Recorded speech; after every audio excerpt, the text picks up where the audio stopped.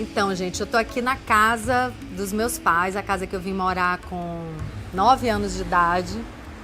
Hoje eu tenho 53, mas eu saí daqui com 20 anos. De qualquer forma, eu carreguei essa casa dentro de mim para onde eu fui. Ela tem muito a ver, assim, com a minha vida, por ter essa interação muito próxima, muito íntima com a natureza, ter esse jardim de inverno aqui dentro, o jardim da minha mãe, de Dona Alba. E, sem dúvida, essa relação com a terra, com as plantas, com as árvores, me influenciaram e me construíram como pessoa também, depois que eu saí daqui. Então, eu pensei de falar sobre o feminismo, porque outro dia vieram umas garotas aqui em casa, umas garotas jovens de 18 anos, porque uma delas fazia aniversário e elas escolheram passar o dia aqui para conversar com meu pai, que é artista plástico, é cineasta, e elas tinham tido uma visita na casa que marcou cada uma delas, e a aniversariante escolheu passar a tarde aqui com a gente. Então eu fiquei muito impressionada com algumas conversas que a gente teve, porque começou um assunto sobre feminismo, e uma delas, eu dei a minha posição, que eu vou dizer para vocês agora, e uma delas falou assim, mas se a gente não for militante, feminista militante na escola, a gente vai sofrer uma rejeição do grupo. Eu achei aquilo muito surpreendente, né? Porque se pessoas jovens já estão com essa atitude, né, de excluir quem pensa de uma forma diferente, para onde vai depois, né? Porque o fanatismo, a convicção tende a ficar mais forte, né? Inclusive tem um pensamento que diz que a convicção é mais perigosa para a verdade do que a mentira. Porque a convicção é uma coisa rígida, engessada, ela não admite dúvida. A mentira não, a mentira ela pode ser revelada a qualquer momento e a verdade aparece. A convicção não deixa a verdade aparecer. Que na verdade, a verdade é a verdade de cada um, não tem uma única verdade, né? Então essa coisa do feminismo, acho que é importante a gente falar. Estou me arriscando bastante de falar disso aqui, porque as pessoas vestem uma camisa de suas crenças e tendem a rejeitar tudo que é um pouco diferente. Eu vejo o feminismo, claro que eu sei e tenho certeza e reverencio todas as mulheres que fizeram coisas, que foram pioneiras na abertura de espaço para as mulheres poderem trabalhar, votar, enfim, todas as conquistas femininas vêm por causa de movimentos mesmo, ou de grupos, ou de uma única pessoa. Mas o que eu percebo é que muitas mulheres foram pioneiras, não por levantar uma bandeira ou ir para as ruas, queimar sutiã. Eu acho que tudo isso é válido, mas muitas mulheres foram pioneiras sem ficar se questionando se elas podiam ou não fazer aquilo que elas estavam fazendo, né? E eu tenho muito essa postura, eu nunca fiquei muito pensando nisso. O que aconteceu comigo, vou me ajeitar aqui um pouco, tá, James? O que aconteceu comigo foi que, no decorrer da minha vida, todo chamado de fazer alguma coisa que eu sentia, eu simplesmente ia lá e fazia. Eu nunca fiquei me perguntando se eu podia fazer aquilo ou não. E olha que se a gente for trazer os argumentos de que eu sou branca, sou classe média, sou bonita para algumas pessoas, porque tudo é uma questão de gosto. Se a gente for me colocar num padrão aceitável e por isso eu não precisei empunhar uma espada para conseguir as coisas, por outro lado, também poderia vir um argumento de, já que você é desejável, isso pode trazer muitas atitudes machistas que atrapalhariam o meu caminho. E não é que eu não encontrei machista, não é que eu não encontrei predadores, é claro que eu encontrei. Eu simplesmente fui esperta, eu simplesmente soube me livrar, soube me defender. Então, você tá num padrão de aceitação e tá fora do padrão de aceitação, sempre vão ter argumentos a favor, argumentos contra. O que eu quero dizer para vocês sobre isso, que eu acho que é extremamente importante, é que sim, a gente deve combater o machismo quando ele se manifesta. A gente não vai ver um homem maltratando uma mulher ou diminuindo uma mulher e ficar de braços cruzados. É claro que a gente vai se manifestar. Aliás, eu sou pró-sensibilidade, pró-atividade, que a gente realmente exerça a nossa verdade, a nossa vontade. Se isso vai mexer comigo, e eu sou uma pessoa que procuro me vulnerabilizar e me afetar cada vez mais com as coisas que acontecem de uma forma consciente, é claro que eu vou interferir. Mas eu quero chamar a atenção para a gente atentar para o machista que existe dentro da gente. Eu acho que esse machista é o grande predador. Porque na minha experiência, eu nunca deixei de fazer nada por causa de um machista. E esse machista, inclusive, foi meu pai também, que apesar de ser um artista plástico, cineasta, é de uma geração que obedecia pensamentos machistas. Então, assim, esses machistas que cruzaram o meu caminho, como meu pai e outros, que são pessoas que me amam, nunca me pediram de fazer nada. Eu fazia e pronto. Eu só me bloqueei de fazer alguma coisa quando o meu machista interno disse que eu não podia fazer aquilo.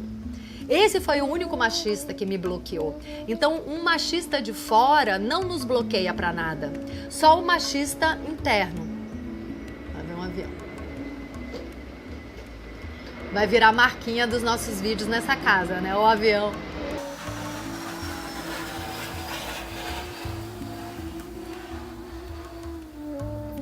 Então, essa é uma questão que sempre me intrigou, porque quem cria esses homens machistas? Somos nós, mulheres. Hoje em dia já tem muito pai participando da educação dos filhos. Maravilha! Eu conheço vários, o pai do meu filho, os irmãos dele. Conheço muito homem realmente da nova era, né? Que participa dos cuidados, da educação, de tudo.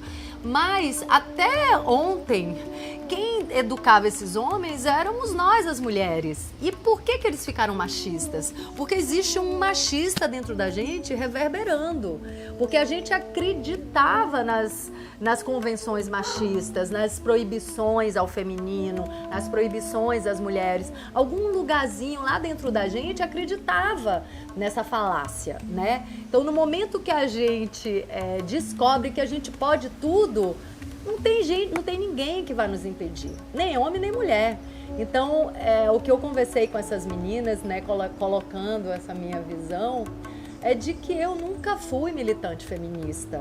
E eu tenho amigas que falam, nossa, mas você é o modelo de uma mulher feminista. Eu não sou feminista e não fico defendendo o feminismo. Eu simplesmente faço o que eu sinto vontade. Tudo que eu quero fazer e que eu posso fazer, que eu tenho oportunidade de fazer, eu faço. Então essas regras de estado civil, de idade, de status social, do que é adequado, do que não é adequado, eu tô sempre destruindo todas elas. Então tem uma rebeldia benéfica nesse sentido, que é de realmente questionar as regras que os outros criaram, né? Eu tenho as minhas próprias regras que não vão interferir na vida de ninguém, mas eu não abro mão, eu não negocio os meus sonhos, os meus desejos, os meus impulsos, porque uma mentalidade machista disse que isso não é apropriado. Então, meninas e meninos, né? O que eu quero dizer para vocês, tem um livro, né, que todas as mulheres deviam ler, e os homens também, que é Mulheres que Correm com os Lobos. Então, a gente tem arquétipos e cavernas muito profundas ainda, muito sombrias, que a gente precisa desbravar, que a gente precisa descobrir. Então a mulher tem uma potência realmente assustadora. E eu acho que é assustadora pra gente mesmo, em primeiro lugar. Então, no momento que a gente começa a mergulhar nessas nossas águas mais profundas, mais escuras e desconhecidas, a gente vai descobrindo uma coragem que faz com que a gente pare de responsabilizar o outro por alguma coisa que a gente não fez, né? Então, nesse caminho do autoconhecimento, da espiritualidade, uma das primeiras etapas é a autorresponsabilidade. Então, assim, tudo que eu não fiz não é responsabilidade de ninguém, só minha. E eu entendo como é difícil admitir isso. Como depois de viver, às vezes, uma vida inteira, é difícil você admitir que cada coisa que você quis fazer, você não fez por sua própria responsabilidade, por sua própria culpa ou causa. Foi você que determinou que você não podia fazer aquilo, né? Ninguém te amarrou com uma algema no pé da cama. Você se amarrou com uma algema no pé da cama. Então, essas convenções são todas imaginárias. A gente destrói na hora que quiser. É fumaça. Então, eu nunca me ocupei realmente de ser uma militante feminista ou de pregar o feminismo. Eu me ocupei, eu me ocupo de fazer tudo o que eu quero, né? E de poder ser exemplo. Acho que se eu posso ajudar de alguma forma as outras mulheres e fazer os homens pensarem um pouco sobre alguma atitude machista, é simplesmente sendo o que eu quero ser. Deixa eu abaixar aqui meu tempo. Então é simplesmente sendo o que eu quero ser, vibrando essa liberdade, porque essa liberdade é interna, não é externa. Então quando o feminismo vem como um movimento de conquista de liberdade, para mim ressoa como, tem uma estranheza nessa colocação, porque a liberdade não está fora da gente, ela está dentro da gente. E se uma mulher não se sente que, se uma mulher sente que não tem direito de fazer alguma coisa que ela gostaria de fazer, socialmente falando, ela vai abrindo os caminhos para ela conseguir realizar aquilo. Mas eu acho que gasta muita energia realmente a pessoa esbravejar para conquistar um lugar, para trilhar um caminho que ela acha que está sendo negado para ela. Eu acho que a gente só não trilha um caminho quando a gente se nega a fazer isso. Uma investigação importante de fazer é um estudo fino sobre a energia masculina e feminina. Então, essa atitude, essa postura de separação, de divisão, que é típica do masculino distorcido, as mulheres estão adotando isso. Não todas, não vou generalizar, mas muitas mulheres estão adotando essa divisão, essa polaridade com o sexo oposto. E isso é o que os homens sempre fizeram, né? Isso foi o que eles fizeram. Então, copiar esse modelo é errar tanto quanto eles têm errado. Então, todo homem tem o feminino e o masculino dentro de si. E a nossa inteireza, a nossa potência só vem quando a gente tem o masculino e o feminino positivado. O que é esse masculino e esse feminino? O masculino positivado é a ação. E o negativado é a violentação, é a imposição das coisas. É esse masculino negativado que a gente vê em atitudes machistas. E se as mulheres adotam isso, elas estão sendo machistas ao contrário, com uma máscara de feminismo, mas é machismo.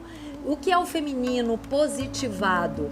É a receptividade, é a união, é o acolhimento, é a mãe. Esse é o feminino positivado. O feminino negativado é a submissão. Então, se a gente realmente entender o que é o feminino positivado, que é essa potência de aceitar, de acolher, de transformar, a potência do amor é feminina. Ela tá nos homens também. Então, à medida que a gente começa a conhecer, a ter consciência dessas forças, a energia feminina, a energia masculina, e integrar elas dentro da gente, a gente não vai precisar levantar bandeira nenhuma. A gente vai ter a tranquilidade de trilhar o caminho que a gente quiser, de conquistar o espaço que a gente quiser, porque o nosso machista e a nossa mulher sofrida, dividida, submissa, vai ter desaparecido. Então, meninos e meninas, eu quero... Tudo bem, Peu? Eu quero convidar vocês a refletir um pouco sobre isso, de que somos nós, mulheres, hoje os homens também, que criamos todas as crianças, que a gente possa mostrar para elas que elas têm a liberdade de ser o que elas quiserem, né? Que os meninos têm a liberdade de chorar e que as meninas têm a liberdade de ocupar um cargo de liderança. A gente pode mostrar isso para as nossas crianças, principalmente com exemplo, porque a gente sabe que o discurso, quando está desconectado das ações, ele não significa nada. A criança aprende sempre pelo exemplo. Então, que a gente possa ensinar isso para as crianças e que a gente possa ensinar para a nossa criança interna de que ela pode tudo. Que todos os sonhos que a gente engavetou lá no início da vida podem ser desengavetados e que a gente pode recomeçar a qualquer momento. Então, o machista que eu mais combato na minha vida e que eu faço questão de estar muito atenta é com esse machista interno, porque só ele é capaz de travar o meu caminho. O resto é fumaça. Ninguém trava a gente não, tá bom? Então, o Gêmeos estava me perguntando como é que o feminismo vai influenciar na relação do menino e da menina hoje em dia. Eu acho muito perigoso, porque, por exemplo, tem meninas que não conseguem ter essa visão mais ampla de acolher e de aceitar todos os lados e de ser amiga dos homens, parceira dos homens, porque se elas não levantarem uma bandeira e não tiverem uma atitude polarizada e separada dos homens e de cobrança e de acusação, as amigas dela rejeitam isso, né? Essa atitude de integração com os homens hoje em dia está rejeitada. E isso é muito perigoso, porque existe uma voz mais alta, porque é uma voz gritada muitas vezes, de que mulheres e homens são inimigos, e não são. A única maneira da gente despertar nos homens essa energia feminina para que eles se tornem também mais plenos e mais tranquilos e mais íntegros é a gente mostrando para eles como ser feminina, como ser mulher, com toda a potência da feminilidade, porque a feminilidade é uma potência absurda. Na verdade, religiões e filosofias têm tentado durante milênios diminuir as mulheres, porque realmente o poder da mulher é muito grande, né? Em algumas culturas milenares, as mulheres são semelhantes às deusas, porque a gente é capaz de gerar vida. Claro que a semente é do homem, parte fundamental da concepção, claro, mas você gerar uma vida dentro de si é algo muito mágico. Então, a mulher causa medo e por isso ela tem sido incentivada, encorajada a acreditar nessa divisão. Isso não é legal pra gente. Quanto mais a gente assumir a nossa energia feminina, nosso lado feminino, a nossa capacidade de acolher e de aceitar, mais potente a gente fica. E a nossa energia masculina também, que é a energia da ação e da coragem. Então, gente, essas polaridades, né, elas são complementares, né? Já o Tao, né, os pensamentos orientais trazem isso em sua simbologia, né? São complementares e estão dentro da gente. Aí a gente pode até olhar para uma outra questão também que fizeram a gente acreditar. Eu acreditei durante muito tempo que é a história da metade da laranja. Então a gente é uma metade de uma laranja que vai encontrar outra metade que um dia encontra porque rezou, porque fez simpatia ou porque teve sorte. E não tem nada disso, né? Porque à medida que você acredita que você é metade de uma laranja, você vai aceitando e vai cultivando buracos de carência que fazem com que você seja um mendigo de atenção, um mendigo de afeto. Nada disso. A gente é inteiro e a gente pode caminhar sozinho se quiser, para o resto da vida. Se tiver uma pessoa do nosso lado, vai ser incrível, vai ser maravilhoso. Mas eu tenho conhecido pessoas, homens e mulheres, com um estado de espírito muito pleno, vivendo sozinhos, porque buscaram essa inteireza do ser, de dentro de si, né? Pelo autoconhecimento e através das relações de amizade verdadeiras também. Então, essa história de que a gente tem que casar e viver grudado com alguém é mais uma mentirinha que a gente pode descortinar, né? Que não é nada disso. Vai ser maravilhoso viver com alguém, porque a gente tá inteiro, o outro também tá inteiro, não tem ninguém escorando em ninguém, não tem ninguém sugando ninguém, tá ali dividindo o dia a dia com essa leveza, porque toda vez que tem essa carência, esse buraco de carência, essa necessidade, essa dependência do outro, a relação fica pesada. E hoje, com essa sensibilidade, eu sinto na hora quando muda a vibração, quando é uma relação leve, gostosa, que muitas vezes é a da amizade, e quando ela vira uma coisa pesada, uma coisa sofrida, porque você é obrigado a dar alguma coisa diariamente e começa também a precisar de alguma coisa do outro. É muito massacrante ter uma relação assim de dependência. É muito sofrido. Então, o autoconhecimento ajuda muito nesses trânsitos, né? Nesses processos. Vamos junto e vamos sugerindo aí, façam perguntas e sugiram temas. Se você gostou do vídeo, aperte aí no joinha e se inscreva aqui no canal pra gente continuar conversando, tá bom? É isso.